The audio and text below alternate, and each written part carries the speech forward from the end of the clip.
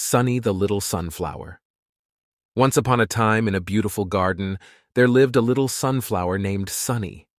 Sunny was small and bright, with petals as yellow as the sun, and a happy face that always looked up to the sky. Every morning as the sun peeked over the horizon, Sunny would stretch its leaves and smile, eager to soak up the sunlight. "Good morning, sun.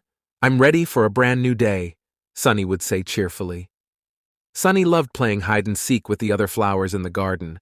It would hide behind the tall tulips and giggle with joy when the others tried to find it. "Here I am, Peekaboo!" Sunny would exclaim, making everyone laugh. One day a gentle rain shower arrived in the garden. The raindrops pattered on Sunny's petals, and the little sunflower felt a bit sad. "Oh no, the rain is hiding the sun. How will I see my friend?" Sunny wondered. But the rain brought something magical. It made the garden smell fresh and clean. Sunny felt a little droplet land on its face, and suddenly, it wasn't sad anymore. "Thank you, rain. You're giving me a drink and making everything green and lovely," Sunny exclaimed happily.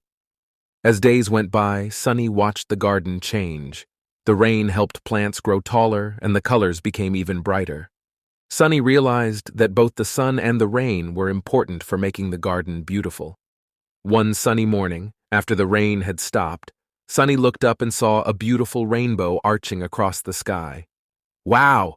Look, everyone, a rainbow!" Sunny shouted with delight as all the flowers gathered to see the colorful display. From that day on, Sunny knew that even when the rain hides the sun, there's always something wonderful waiting to appear.